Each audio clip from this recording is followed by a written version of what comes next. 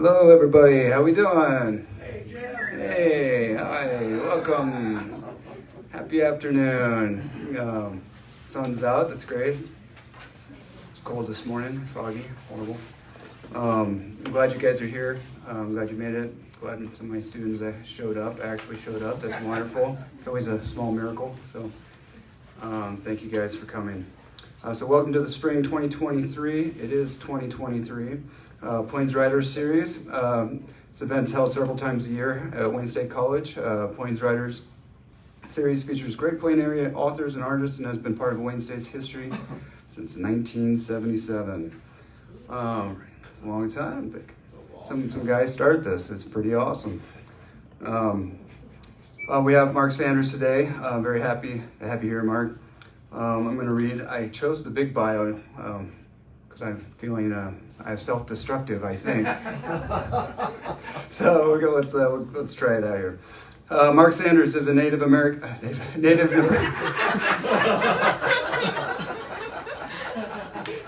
Screwing it up first. It is over. Mark is a native Nebraskan, born in Creighton and raised on the eastern rim of the Sandhills at Ord. He received his BA and MA degrees at Kearney State College, now University of Nebraska at Kearney, and his first PhD in English at the University of Nebraska-Lincoln. Took a second PhD in education from the University of Idaho in 2013.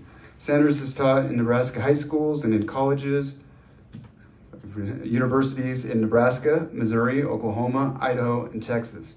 In 1979, he began his Sandhills Press imprint, which published early works of numerous Plains and Nebraska writers. Additionally, Sanders has edited numerous books, among them A Sandhills Reader, 30 Years of Great Writing from the Great Plains, The Weight of the Weather, Regarding the Poetry of Ted Kooser, and with co-editor J.V. Brummels on Common Ground, The Poetry of William Klepkorn, Ted Kooser, Gret Kuzma, and Don Welch. His most recent book, Poetry, are Landscape with Horses, SFA Press 2018, and In a Good Time, WSC Press. SFA Press, there are sidekicks too. So he has two new books in the works here, a book of poetry tentatively titled The Messiah Horse, and he's currently waiting on the WSC Press to get their lives together and finish his book of nonfiction entitled Homecoming Parade, coming soon. He was the 2007 recipient of the Mildred Bennett Award for fostering Nebraska's literary heritage, and he has won 4 Nebraska Book Awards, a Spur Award, and the Western Heritage Award. He currently lives, works, and farms in East Texas, which means he drove a long way through construction, so please put your hands together for the legendary Mark Sanders.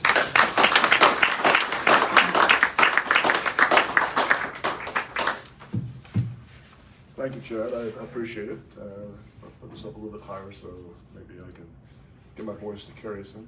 You can bring in a little. Bring in a little? Yes. Of course, I'm deaf.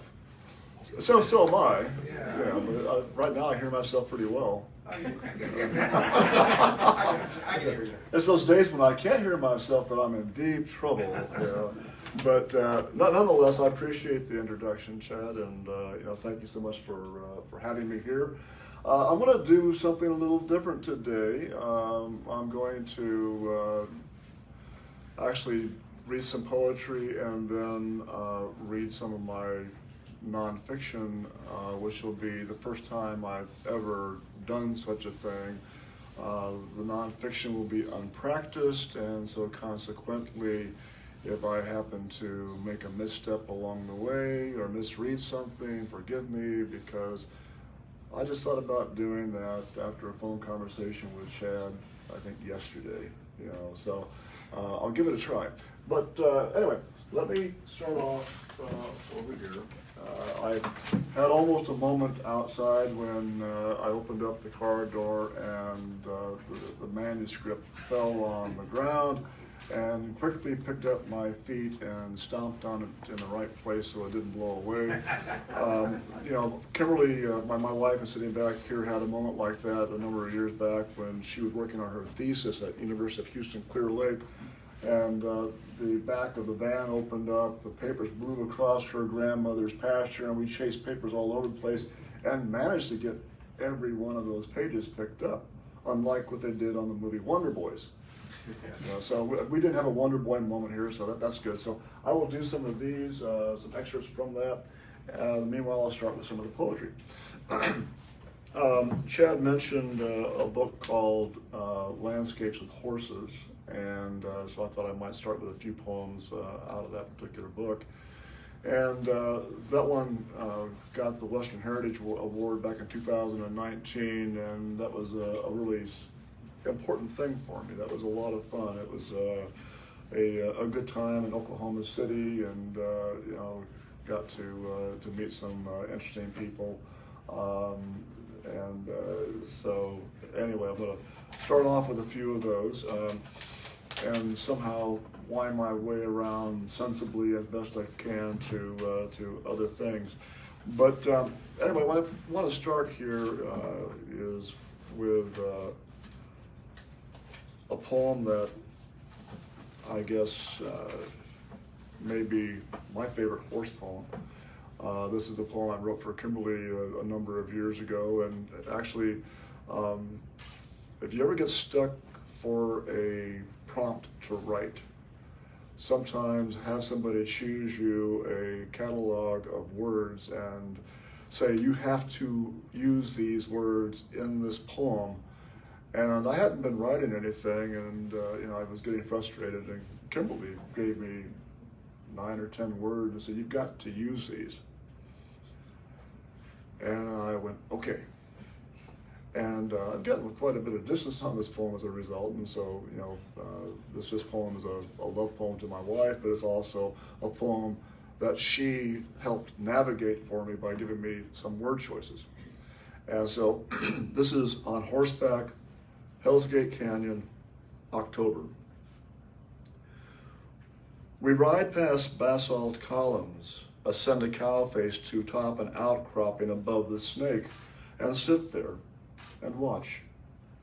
Here is the topography of desire, a sky heavy with gray smoke, the blue and ancient river unrequited, the rogue stiff bunch of thistle and sage, brown curled coneflowers, and across the stream the accumulated green.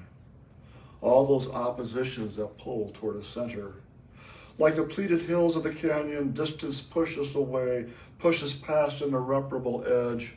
Yet here we are, two longtime lovers on horseback, relics to a belief, putting the pieces together that creation could not. Constancy a thing like a slow horse plodding along the veins that bighorn and cattle cut through rock. Trust like giving the horse his head to feel his way over stony rubble, perilous going, getting there.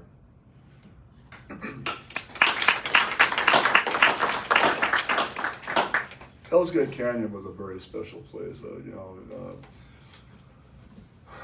Developed by cataclysmic forces that date back, hundreds of thousands of years, when Lake Missoula blew out across the Rockies because the ice dam that was there melted, and it came down and flooded over that whole area.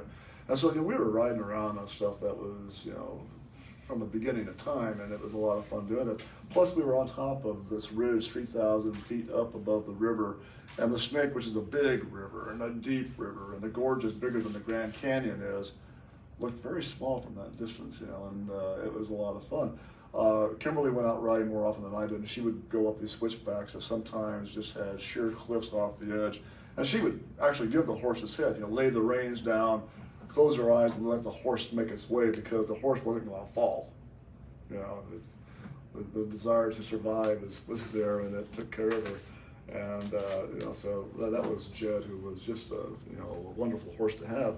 When we moved back to Texas in 2008, I moved back to become chairman of a department of English and creative writing.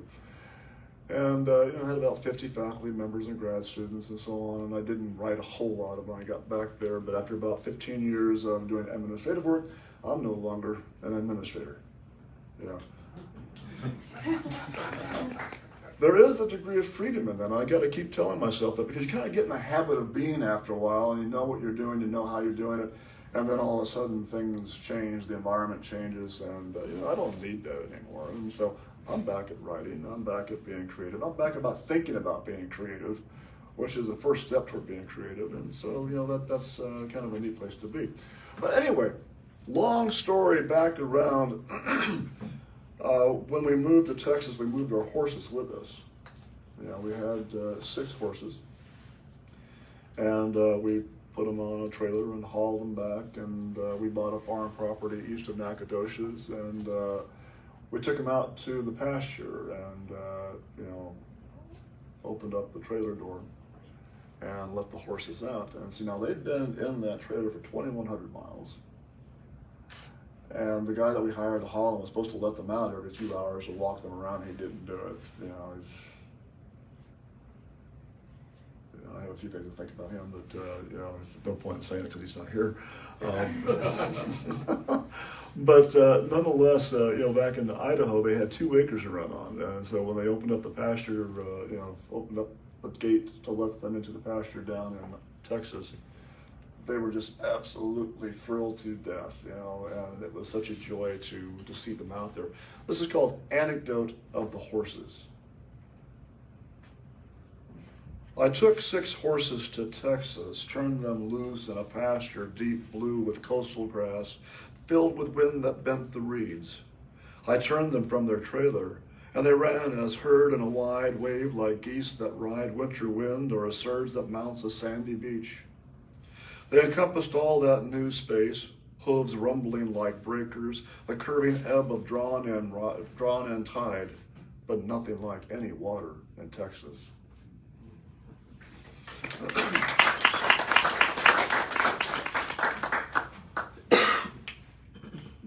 The horses didn't know what thunder was. We got lots of thunder in Texas. But in Idaho, people talk about that horrible thunderstorm we had, and quite frankly, my stomach growls louder than the thunder rumble in Texas. And, my God, that was a bad storm. And, it drizzles 200-something days a year in Idaho, and we get a total of 11 inches of rain for it, and every once in a while you get this little bit of a noise, and, that's a thunderstorm, We got down to Texas, and almost immediately we had a thunderstorm. And our oldest horse, who lived to be 36 years old, got colic at the time because it scared him so bad. He just bound up, and he was sick with it. And so we got him taken care of. And then about 2 weeks later, we got Hurricane Ike. And the horses didn't know what to do any more than I did. Because the eye of the storm went right over the top of us. We had winds about 90 to 100 miles an hour, and the loblolly pines are going like this, and so on. But the horses did what they thought they should do. They ran to the nearest growth of trees. There is no root depth for trees in Texas. It's just, the wind comes, they fall over, right? And so they were in a bad place. So anyway, the hurricane comes in, and I, have to take care of him. So this is called In Hurricane with Horses. The man, gray flannel shirt lifted overhead, shielding him, strides long, alone in the blow, north and south, cold and hot. Who would think to count the rain, weightless, infinite, like slivers? He yells and whistles silence against the howl at 6 horses hunkered under oaks at pasture's end. All around the woods groan, their bones pop, the sky churns blackening butter. Waist-deep grass underfoot rolls flat as by waves upon a long shore. A loblolly pine collapses, its root ball like a molar. A wire tangled blossoms barb and spark. The horses circle upon the circles of themselves. He stands at their nervous center, an eye, easy now, he coos, and slips the halter upon the oldest head, the one to lead the rest to shelter. Now unhurried nudge through rivers and air, as in the plodding cadence of the high terrain, the rocky switchback, pitch and plunge looming above them, clouds like cliffs ascend.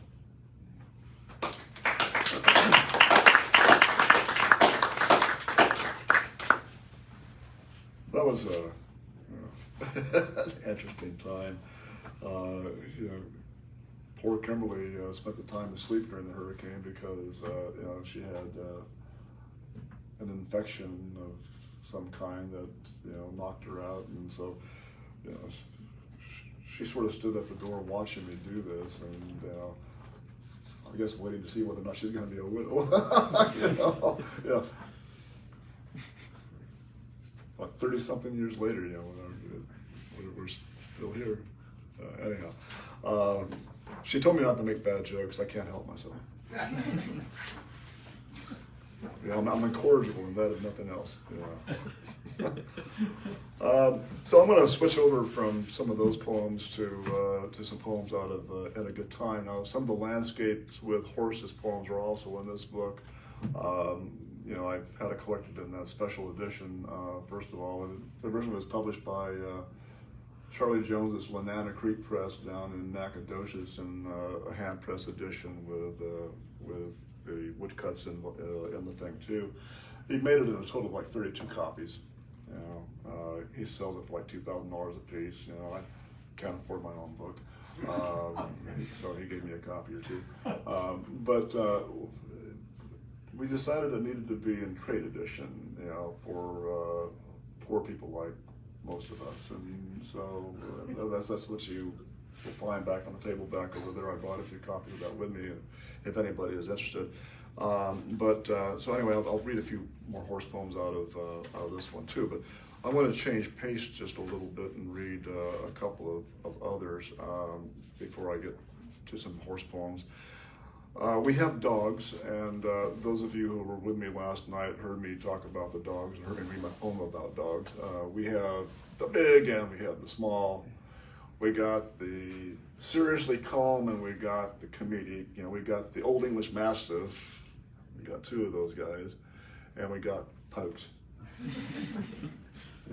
The incongruity, I think, is interesting. I think that is a lot of fun to have them.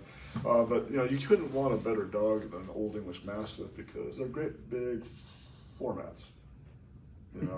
Our grandson crawls around on top of them and they go like that. They don't care. It's all right. And when these guys were puppies, I took them outside to do what puppies do rather than having it be done in the house. Because we're not talking little cleanup on Old English Mastiffs. We're talking something nuclear. So anyway, this is called Midnight with Dogs. Midnight and the puppies are out on the lawn doing what puppies do before I settle in to sleep what sleep may come. Now I am old and my bones chambered into a congress of aches. Remind me sleep should be reserved for those who have too much time on their hands. An armadillo grubs the grass and the puppies are terrified of him. Sightless thing it is, oblivious to our nearness despite barking and my scolding for silence. Now I am old, I long for quiet, and yet quiet is abrupt as thunder. My wife is soundly asleep, and whatever bedtime banter there may have been has washed like leaves down the long drive we've traveled. The storm being the thing I desire, that hullabaloo to which I one day must become accustomed. You can't write depressing stuff, she told me once, many years ago, and well, that's good advice from someone young.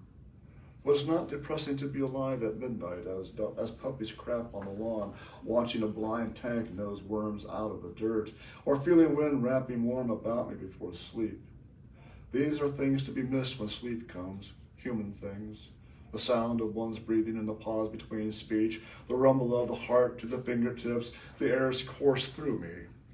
Tonight, there's a million stars in the sky I've counted, each one special, and tonight stars fall, 2 or 3, upon which I have made my wishes, to live long, to survive every hurt, and to love like a big-hearted dog, any twig handed me, as if it is the world's best thing.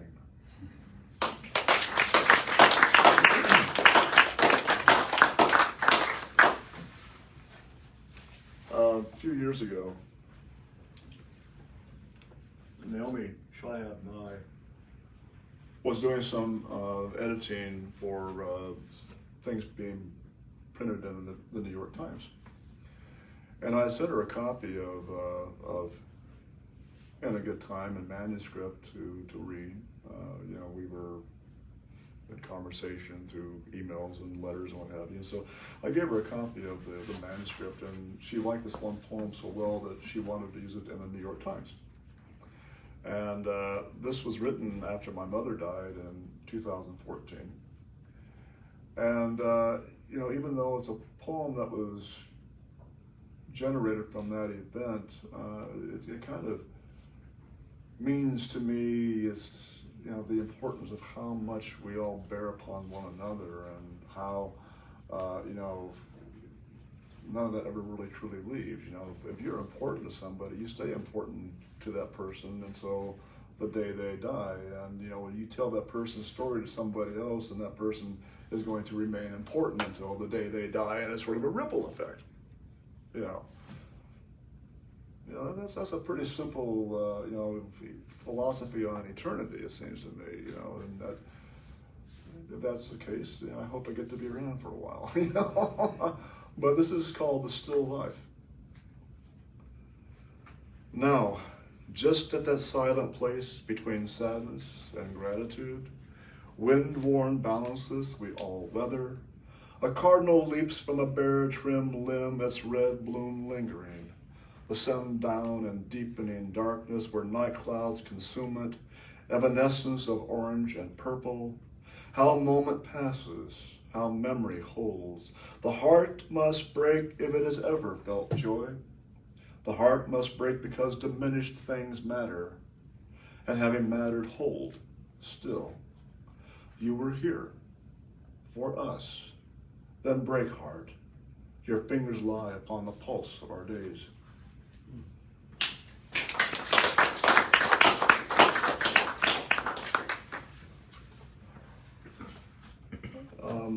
I'm going to read this one. It's another poem I wrote for Kimberly.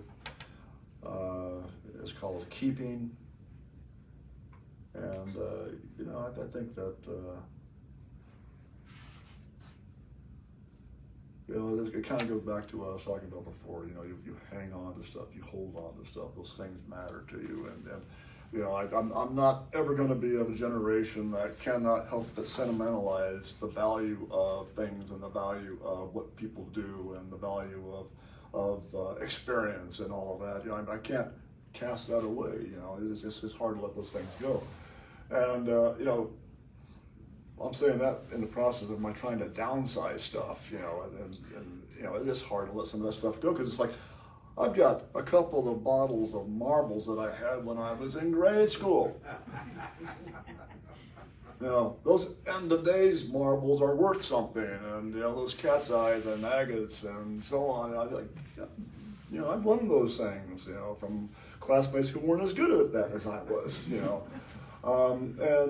so you know, it's hard to let things go. I've got lots and lots of stuff, and you know, if I happen to get it broken in the process, that makes it easier, but you know, I can't commit arson on my own memories, you know. So nonetheless, this one's called Keeping, and you know, this is about the fact that someone I love is holding on to things. Let me say, if I might, how beautiful you are this morning. Fog exhales from the pond, and the sun oozes like tea steeping in your cup. Breeze so faint as the tear in your eye you had not thought I noticed. The porch swing rocks, the chains murmur, and the hair brushing your face, how should I describe it? Our hands that once held yours. Do you see? You know your comforters. Let me say, too, at the risk of clouds and cold shadows felled from oaks, at the risk of interruption, cows across the road lowing and farm trucks rumbling like sour stomachs over the blacktop, loveliness endures even in grief. Loss felt is never really loss, but keeping.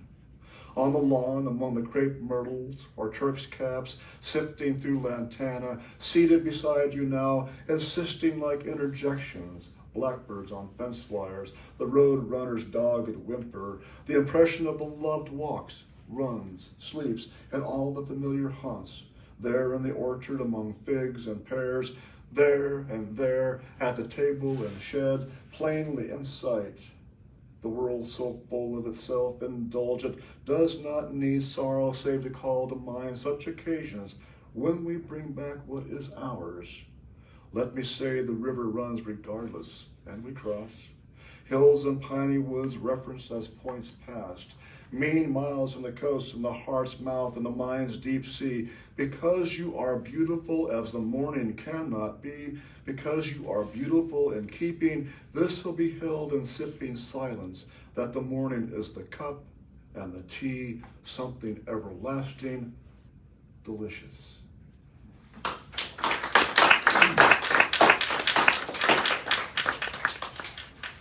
And now I'm back to horses. The working title on my next book of poems is a thing called The Messiah Horse. This was also in the Landscapes with Horses book. I'm sort of working on a condensed version of selected poems. You know, I had one done in 2011, I think it is. It's a number of years since that last big book. And, you know, in retrospect, I look at that and I think, you know, I really did make some good selections at that time. I, you know, don't know why I put that poem in when there are other poems that are better, and I've written better poems since then. And, you know, and let's rethink this whole thing. And, you know, if I want to leave some kind of a legacy and someday somebody wants to read my stuff, maybe that might be one of the books they want to pick up, and not the one I did a decade ago, you know. You know, anything before this moment right now was juvenilia, right? And so I would like to believe I am getting better, you know, the younger I get. I digress. I do that. That's the thing. But I had a bit of an online argument with a poet not so very long ago who made a comment to me that, you know, Nebraska's never produced a writer of acclaim like Seamus Haney or Jim Harrison. You know, I thought it was going to happen a number of years ago and it didn't happen. Is there anybody out there? And it pissed me off. You know, and so what I did, I said, well, yeah, actually, there is going to be somebody of acclaim. I said, that's me. You can't argue against that kind of arrogance, right? So, but that's what I said. I put it that back. But he said, older poets are writing about diminishment. And I said, W.B. Yeats wrote the best poems of his life in the last 20 years. I said, I've got at least that many years left. I said, I'm just getting started.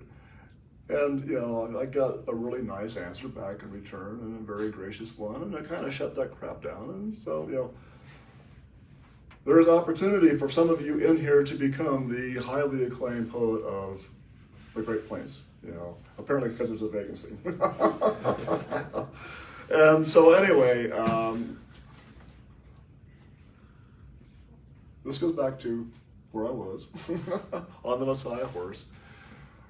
And, you know, I kind of believe, like I.A. Richards, a new critic, said many years ago that poetry can save you. And I believe that, you know, that's true. Poetry can make all the difference in your lives and in your world if you give it its head like you give a horse its head. And, you know, so this is called the Messiah horse.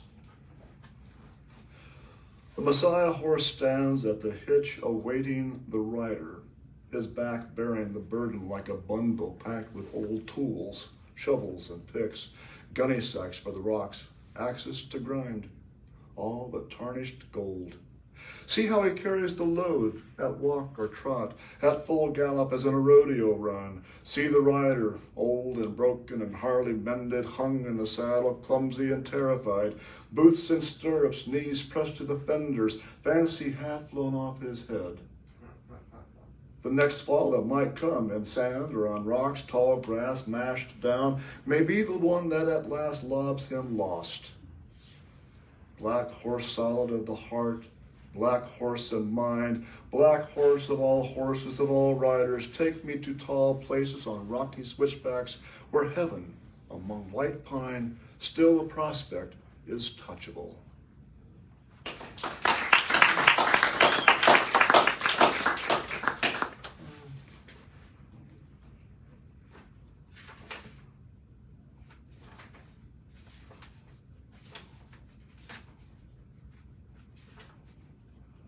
You know, I talked in that poem about,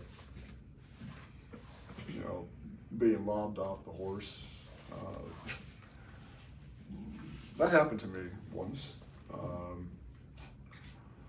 I got wrecked a few other times too. But you know, in particular, I was riding in Hell's Gate Canyon, that place I love so much, and you know, I turned around in the saddle to look at Kimberly and Whitney behind me, and you know, man, I was having a great day, and I'm sitting back like this, looking at them, and I said, it doesn't get any better than this. And the horse spook, you know, jumped. You know, Kimberly said it was about maybe so, and then that damn horse was off the ground this much. I know. But anyway, I went like this to grab the saddle horn to regain my balance because I was, you know, being free and easy. I went like this, and I missed the saddle horn. Well, so by that time I had momentum going this way, and I just came out of the saddle and landed on my back, and you know, on the canyon between rocks as opposed to being on the rocks. I got lucky on that one. But anyway, I was sore for a while. But a number of years later, you know, my back stuff starts to bother me again, and I have back surgery. And I won't blame the horse ride on that. That was other stuff probably that did it, including, you know, some degree of antiquity in my bones. And but I had a disc pop off. You know, it broke. And you know, the doctor said, well, we can go in there, pull that out, and you'll be up and walking around immediately. And I came out from underneath the anesthesia, and I couldn't walk. You know, the guy had nicked the spinal cord, and you know, and so anyway, was not a good time. I went back in for another surgery, and you know, I kind of had to learn how to become mobile again. You know, and this is about that, learning to walk again. Once there were twins.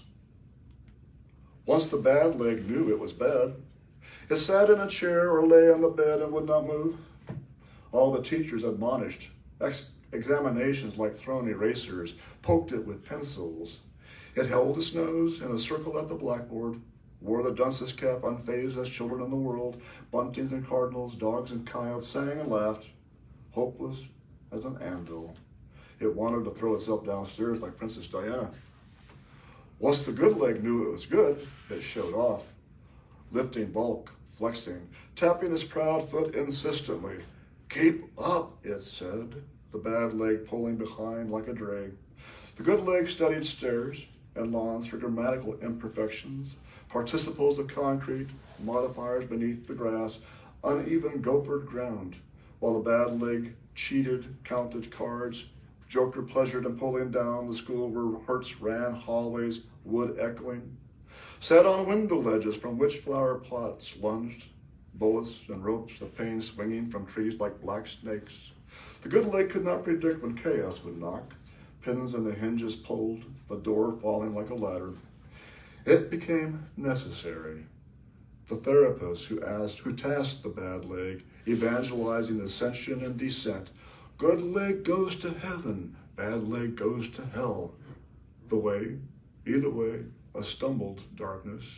She ministered leg presses and heat packs, knee bends and Jesus and needles.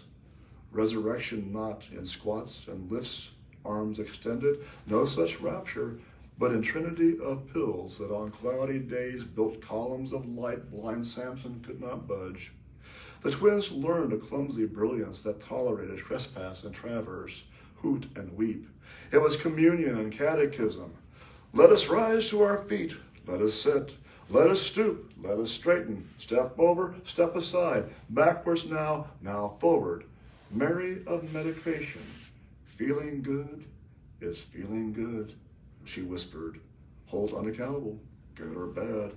Trick and trip the unavoidable weight, the dark dance. She held out her blessed hands, blessing.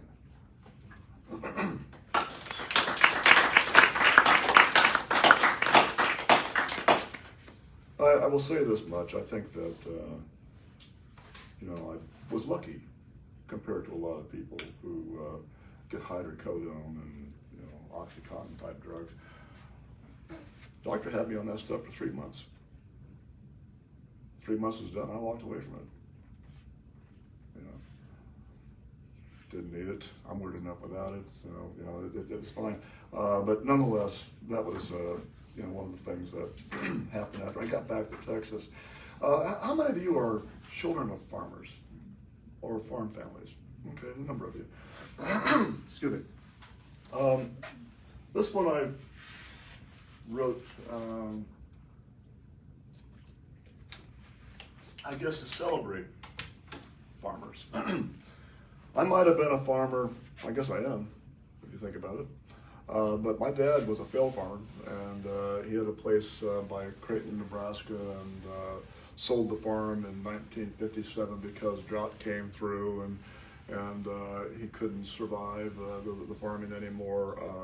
The year previous to that, when I was like 6 months old, hailstorm wiped out his crop, and just absolutely nothing. And so 2 years in a row, he couldn't do it anymore, so he quit and became a conservationist instead. But all throughout my family, there are farmers. I am the first male who went to college and got a degree.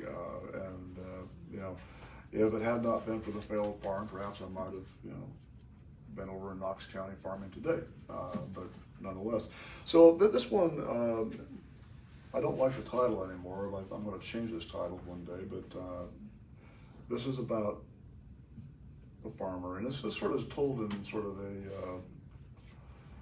a fairy tale fashion in some ways. Okay? There was a farmer whose heart was a basket that held all there was to love. The market road was busy, and the market was often less commodities and business than it was the mad drama of tumblers leaping through hoops of fire and stilted clowns who knocked their hats off as they ducked tree limbs. Paper lanterns swung and pitched above the aching streets where water soured in ditches. Players and singers sang and played. There was dancing, and those afraid stood against walls and tapped feet. Sometimes the farmer believed his heart would spill. No matter how much the throng reached in, how much was haggled, how much stolen, the basket never emptied. It was something to marvel.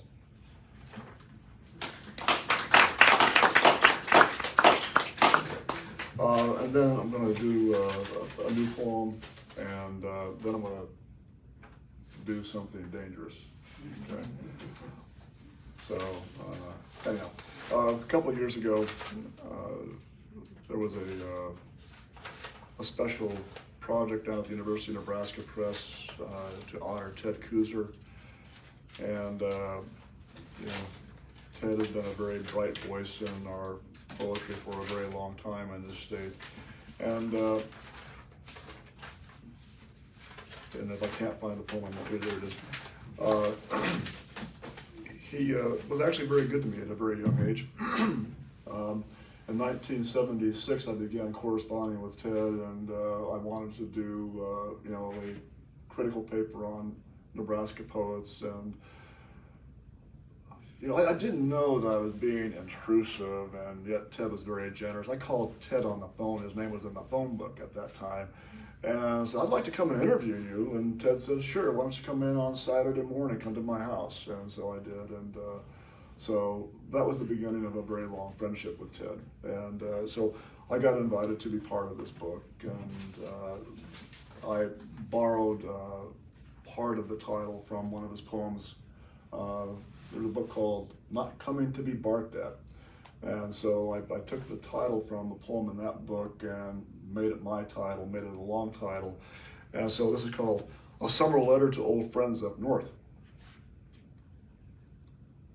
Late July, and rain has come and gone and come again, driving down the farm road and over pasture fences and black Mack trucks. The back gates fly open and out leap the bulls that piss and thunder on mighty hooves.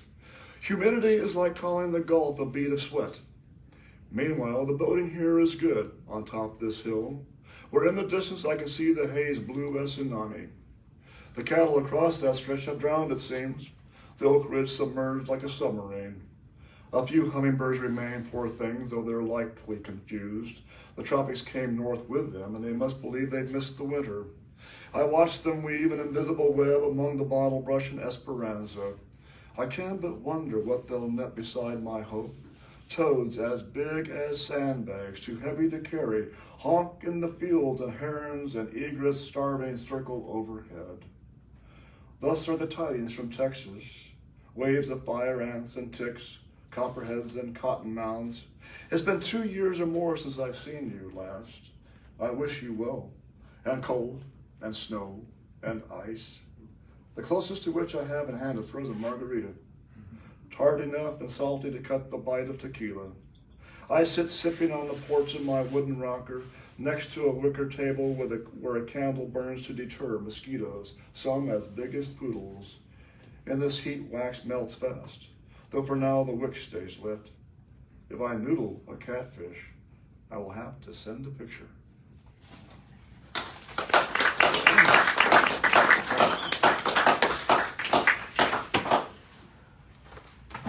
Okay, so, excuse me. The memoir that Chad was talking about is called Homecoming Parade. And I guess anytime you start to get into memory, you're coming home. And so there is that. And so what I want to do, I'm going to try to read a few excerpts from some of the essays. Most of the essays are too long to read in whole, and you know, I don't want to do that to you. I want you to buy the book. You know, these are advertisements. You know, I'm sorry, bad jokes again, but I said I'm incorrigible. I can't help myself. This one is about being a boy in Ord, Nebraska, and it's called Punch Out. I don't know if some of you of my generation remember these things, but you know, there was kind of a boys' variation of you know, paper dolls, and you get to sort of get these hard cardboard things, and you punch them out, and that kind of becomes your toy, and they cost like 25 cents, 30 cents a book. And you know, my sister died when I was just short of 6 years old, and mom and dad are paying off medical bills and so on. And so we didn't have a whole lot of money to buy cool toys like some of the other kids had. And so I had these, you know, these things. And so this goes back to a number of years ago. And you know, I've never read this one aloud. We'll see how it works. I am 7, a skinny, bony boy with a shaved head. Summer sun has made it shine red. My head looks like a bell pepper. It looks like a big boy tomato. My mother says to stay in the shade so I do not burn anymore. She says, go to your room, read a book, draw, scribble. She says, turn on the fan and keep your fingers off the blade. She says, here's some paper to doodle on, and hands me a Big Chief notebook. July, I am just 7. And my birthday has just passed. I have exhausted my patience on most of my gifts. A book about Lassie sits under my bed where it collects dust. A blue cap with a C on it is hooked to a bedpost. I have a new softball bat. I use it to hammer the elms that line our corner lot because Dad is busy with work, gone long hours, and my sisters do not care for softball. I use the softball to bowl down toy farm animals, cows and pigs and chickens, and old wooden blocks that once belonged to my sisters. My mother's lecture, "You don't want your head to blister," falls upon deaf ears whose skin flakes off from sunburn. I have a spot at one tip like a cigarette burn. I slip out the front door, careful the screen does not slap shut, to play on the porch in elm shade. Nebraska moves like a box turtle. I watch as leaves tilt in imperceptible breeze, flashing like someone lighting a match to a pipe. I close my eyes and listen and identify. Trucks maneuvering L Street, a blue jay, the neighbor's black poodle ace tethered to a clothesline. I listen in the gaps of sound and am fond of the space. I will not outgrow the preference for quiet, for the sparsity, the solitude. I am 7. For the time being, my favorite toys are punch-out books, a boy's variant of paper dolls. As Dick Tracy, I sport paper detective disguises, black-rimmed glasses, mustaches of brown, white, black, which hook into my nostrils. I carry paper guns and paper magnifying glasses. I wear a paper badge and lurk in hollyhocks, frighten Mr. Rustmeisel, who sits on his porch swing, whose shock of white hair lifts in the breeze of his rocking with an outburst of bang, bang. His fright is theatrical, I know. He laughs to see if I might smile. I wish I had a cap gun. My friend down the block is Tim. He has plastic dinosaurs, and I am envious. He has better things than I do, and I do not enjoy his house, his room, his basement. Always something to show off, a new set of cowboys and Indians, a Tonka truck and trailer. He has a dartboard and darts, and my mother will not permit them. His father owns the Chevy dealership and drives a new car. My parents' car is as old as I am. It billows smoke when they start it. It is yellow, like fall leaves, like squash I cannot stand the taste of. I tell my mother I want dinosaurs. So, I have Turek, son of stone, punch-outs. One-dimensional dinosaurs, cavemen armed with rocks and clubs, and Indians misplaced in time among the green and the flower beds, Triceratops and Brontosauruses and jungles of lily in the valley, which are poisonous to children and concern me. I think I might eat them, knowing what I know. The more I worry, the more I want to taste them. I chew dentine and clove and beeman gum to keep my mouth occupied. Tim comes over and knocks everything flat as if he were wind wearing brand new Keds. He stomps folds into the Triceratops and Tyrannosaurus. I gather everything into a shoebox to go under the bed with Lassie. I bring out my punch-outs of the Alamo, the old stone fort I will eventually replicate from construction paper once the punch-out dissolves from use. Santa Anna sits his horse, Davy Crockett aims Betsy. I play as I have watched on television, paraphrasing Fess Parker or John Wayne. When I came down here to Texas, I was looking for something. The front porch where I play has boards as flat as the plains of Texas, which I have not yet seen, where a valiant war is fought and lost. 13 elm trees shade our yard, and when the wind tipples, dipping out of the limbs and coursing through the flower bed, it finds its way to my punched-out toys and blows them over like a cannon. Tim rejoins me to play, but more to taunt. He doesn't like the paper figures, doesn't like to work so hard as to set them up each time they fall over, to arrange them, and says he likes plastic soldiers better. To make his point, he takes Davy Crockett and tears him in half. Why don't you get your grandma to buy you something good? He leaves because he is bored.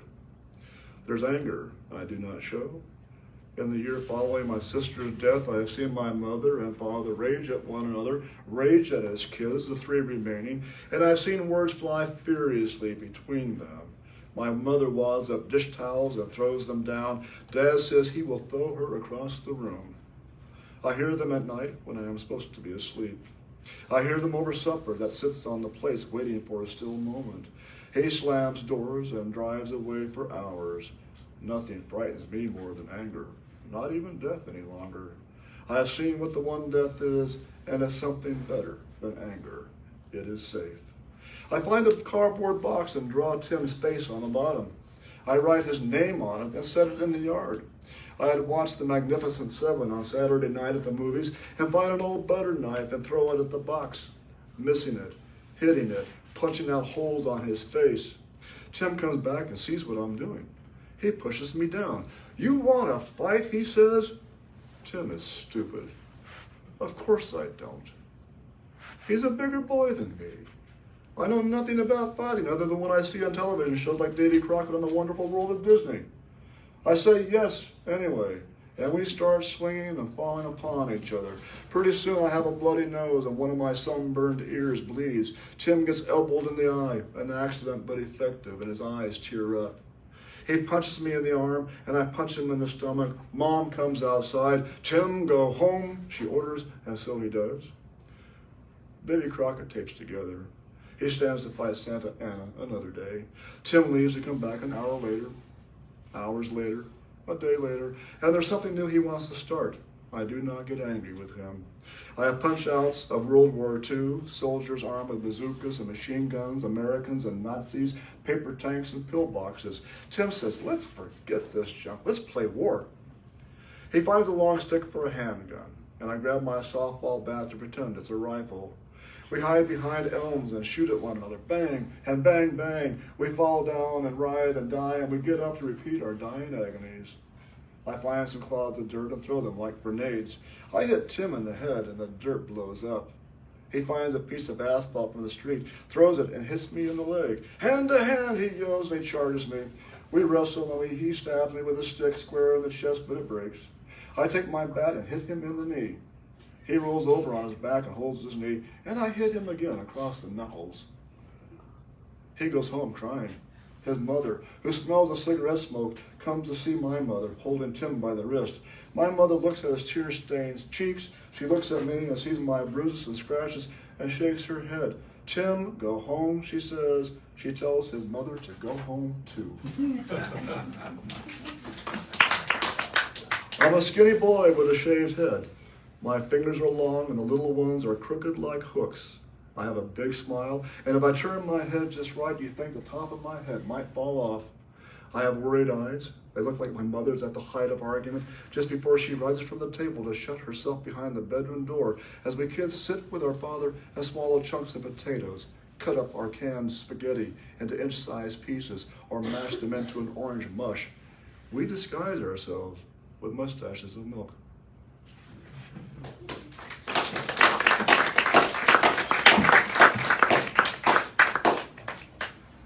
And I'm going to go on to read part of Homecoming Parade. It's a long piece, and so like I said, I won't read the whole thing, but I want to tell you a little bit about Homecoming Parade. It is about Creighton, Nebraska. Mostly about Creighton, Nebraska. I spent the summers with my grandma and my uncle on their farm, just east of town. And my uncle was kind of a lazy farmer. He would quit about noon, go to town to Ballyweg's pool hall, and he would take me with him, and we'd do this for years on end. But I could not play pool until I was 15. Gene Ballyweg had this rule that you don't play until you're of a certain age, and that means 15. And so for the most part, I would would go to town and watch him play and kind of learn the scope of what pool playing was about.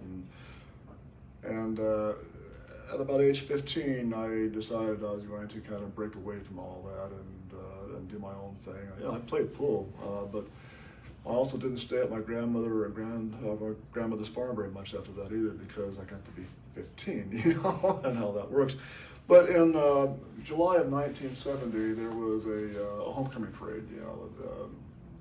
Might have been a 4th of July parade, but everybody goes to that parade, and so therefore it is a homecoming thing. And so the essay is divided into a number of segments, and all the segments are interwoven and is braided together. And we go from the assembly, and then we go to the pool hall, and we go to finally the scattering of people at the end, and all of that. But think about 1970, and what 1970 was all about, and what it was like. Richard Nixon was in office. The Beatles were just disbanding, and yet the Beatles have been very important, to all of us in that particular generation. And I've got an essay called "How the Beatles Saved My Life," and that's going to be in the book. It was also this time period where we listened to psychedelic music, and people I knew who were older than I was were experimenting with psychedelia, and it was just such a significant time and a very awakening time in a lot of ways. And this is kind of an essay about that awakening. I want to read part of the first section called The Assembly. And when I did this, I thought, if it's in the 1970s and it's psychedelic, then this essay has to be psychedelic. So I've got a lot of stuff weaving in and out. I've got quotes from my favorite poets in there. I've got song lyrics that come in, and my philosophers that I was reading at the time, they come in, and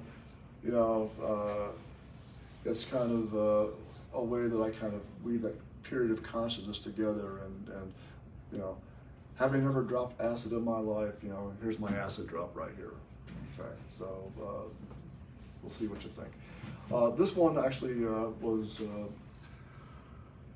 included in the honorable mention for Best American Essays a number of years ago. I don't remember what year it was, but that was kind of a neat thing. Didn't get to be reprinted in it, but my name's in the back of the book among the other guys, and so this is a wonderful thing for me. Homecoming Parade, this is the section called The Assembly. July 1970. My parents stand on a Main Street curb in Creighton, Nebraska, out front of Mannion's drugstore. They hear high school girls inside chattering, birds in a backyard garden. Turn to watch them through the window, sipping fountain cokes and cherry floats. Blonde and brunette heads gossip about the Bulldogs letterman at the magazine rack, eyes locked his direction. They giggle to draw his notice from Hot Rod. He hears them, of course, but plays it cool, shifts his weight from one leg to the other, flexes calf muscles exposed by cut-off jeans, turns a slick page. His game. Increase advantage by letting them believe he finds something more important than chrome headers and candy apple red hardtops. The girl's silly giddiness spools out the pharmacy's entrance and mingles with the noise elevating on the sidewalk. Unimpressed, my parents turn their attentions back to the street to gawk at others who also crowd the curb. Where had all these people come from in such short time? Some seated on webbed lawn chairs kick off shoes to sip the cement's heat. Some emerge from doorways of Western Auto, the Five and Dime, George's Clothing. At window fronts, faces appear and disappear like ghosts. What the reflection, what the person. From nowhere, the people come to the parade, the row houses near the tracks and the Victorians adjacent the old high school, the dried-up, wind-blown farms where wheat struggles and sows with pigs eat thistledown to nub, the little towns that dot the plains. Come old men in bibbed overalls, old women in gingham, heads scarfed. Come families toting children who squeal and kick and bawl, tears streaking filthy faces. Come those lonely, hungry ones who have not seen each other for years, months, weeks, days, passing greetings like sticks of beechnut gum. Speech after silence. Their eyes devour each other. It is right. Every word a smacking of lips, winter-long past, blow and pillage of blizzards, ache and zero of numbness, of any misery in the sound of the wind. The survivors have returned, all bearing wounds. It is right. Heat swirls in Main Street, faints into mirage pool. Already the shades sought for, the hands that fan faces, the eyes fixing on recognitions. My parents do not watch for me. It is right. They know where I am. 15, in a hurry, I do what young men do with new freedoms. Last year they watched. It mattered. Last year, the year before that, when I stood on the street curb within my parents' reach, shy inside the crowding, yet attentive to the humdrum conversation. Rain, dry, corn, blanch, how ya, long and time. And, hey boy, I knowed your grandma. Hey boy, she was quite the woman. I endured pats to head or shoulder, felt grime and grips as the speakers pumped my hand. I sensed the wrongness of the exclamation, and not understanding, wished for invisibility. She was a town whore, my aunt informed me years later. Your dad was a bastard and Grandpa didn't want your mom to marry him. How did such statements affect my dad, who stood by and half smiled? All his life my father wanted to be bold. I could have escaped, run to the corner to drink from the water fountain, gazed down Clark Avenue toward the carnival that anticipated riders for the Ferris wheel, the kiddie coaster, the tilt-a-whirl. I admired the suckering sweet talk of carnies, the stump-the-weight guesser, the ball throw and dart throw vendors, at booths where red, orange, purple balloons bumbled in hot breeze. You wouldn't have been a thought or a speck if Grandpa had his way. But all that time ago, I awaited the parade's end in the swell and fester of adults. Inexplicably troubled by what I saw or heard or overheard, I listened and watched them more intently, then flushed with birthday cash deep in my short pockets for tickets and cotton candy, salty pretzel and root beer floats, I raced down Clark to join the revelers there, more like flying from something that he dreads than one who sought the thing he loved. Quarters and $half jingling like keys in pockets, caramel corn, hot dogs, and vanilla cones. I'd find my cousin Melody or some pleasant willing stranger who permitted friendship for a ride or two. I never rode alone. Yellow and red sign on the scrambler gauge, caution. Always enough aloneness the rest of the year. Caution. Smoke and grease and butter, salt and sweat, body odor like canned tuna. Caution. Voices raised against the din, no matter if joy or anger, drunkenness or stone sobriety. The midway not unlike the home we knew. Brome and foxtail, black-eyed Susans, yuck along the rusted fence lines, the gray and naughty twists of fence posts where sit the trilling birds, meadowlark, redwing, oriole, finch, the windmill groaning as it worked, the beautiful particularity in that and this and this, this and this. Come to the commodity of music. Come to something like prayer. Anything less than all good is vicious. But that was the last homecoming, last July. That was the homecoming before last homecoming, the July before last July.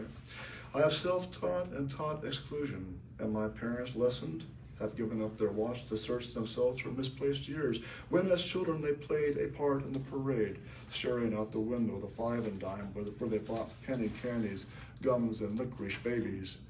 Dad rolled metal cars and trucks over countertops. Mom cradled dolls and stuffed bears and dogs, longing something permanent. He would drive the real thing someday, gears engaged, motor rumbling, and his heart each mile became more of the wooden counter. She would marry a boy someday. They would have children someday, maybe a broad tree that cast shade upon a porch, places for flowers to bloom their lives. These the things kids dreamt of in the 30s and 40s and 50s, what they did, what I dreamt the next decade and its next. What do kids dream today?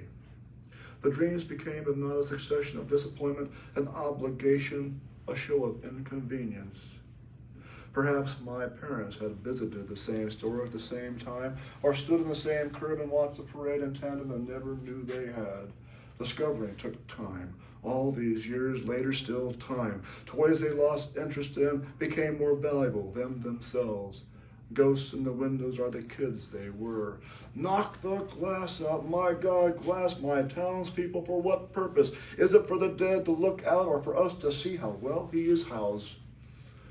There had never been any great pleasure. The rocket plane tipped them upside down and change poured from their pockets. The heat that rises and swirls off Maine is evidence of their passing. Life's a dim window distorts the heavens. And today on the sidewalks, other kids hang balling from their parents' hands, little monsters pulling to get away, brats begging treats from the 5 and dime, the Coke from Manion's. My parents don't remember this. I was a good kid, they tell, taught well. Children should be seen, not heard. Hiding behind legs, hands to myself stuffed in pockets, eyes averted, let me look when no one looks my way. Better times than in the present grief, not a thought, not a speck. The Beatles in war and marches at Birmingham or Washington or Berkeley have altered the way we come home. My parents speak their new faith, a doctrine of fear at all assemblies. My father prepares for the invasions of disease, of frailty, of his mother's pre-death dementia. He is certain these will conquer him. My mother believes the Russians will bomb. She will march to the porch to meet the fire, and if her children are at her disposal, she will lead them to the tilting deck. Extreme gusts will blow out fire and all. So what then? That the university the student sees the Coliseum building at the University of Nebraska? What if Kent State? How different really was the Great Depression, the dirty 30s, Pearl Harbor, Hiroshima, Nagasaki, the Death March at Bataan, the winter of 48 or 49 or 1888, barefoot kids holding teachers' hands and traversing drifts. Destination sits around the corner. The wind he holds inside his coat, the spiritless libations tucked in his pockets. He will share soon enough. My parents study scars and sagging and watch the approach of the children's crusade.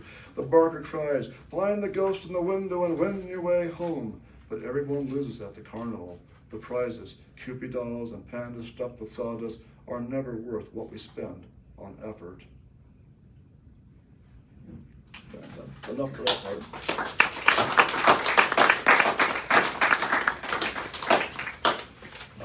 That homecoming parade, sort of wheeled itself around to a point at the end of the essay, which ultimately takes me to another homecoming parade, which was at Nacogdoches, Texas. They have the 9 Flags Parade every year to celebrate the 9 different nations that occupied the territory. Because Texas didn't belong to Texas, initially. At one point when Kim and I first got there, we were going to town and forgot that the parade was there. And so, the detour was supposed to push us around and what have you. And, ultimately what we ended up doing, we took our own way around. We didn't go to the parade, we avoided the traffic, we got the heck out of the mess. And, earlier on in the essay, I talk about the things that I saw in the parade itself, the band that's marching and playing Viva Bossa Nova, and or blame on the Bossa Nova, I guess it was, and then, the people riding on horseback through town, the band having to march through the horse poop and all that sort of stuff, and I remember when I was young, one of the girls riding a horse. And this thing gets conflated. There are other parades I've been to over there. One of the girls got killed in a car accident who'd been on a horse in the parade. And I remember reading about this in the paper, and that's still lodged up here. And I remember one of the baton throwers, twirling the baton, and she kicks her leg, and as she does it, she goes, I hurt myself. Why do I remember stuff like that? I don't know. It's just I do.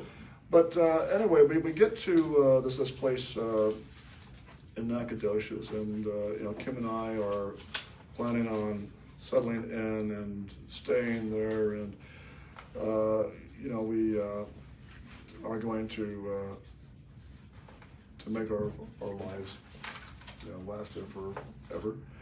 And so this is about that last part. So finally I come around to this particular section of the essay.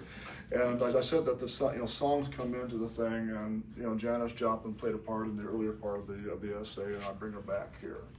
And I promise you I will not sing the lyrics. I couldn't do it justice, but this will be the last section I'll read. This is called the street cleaner. That's the thing at the end. The street cleaner comes up and cleans up the mess at the end. So I'm cleaning up the parade. December 2009.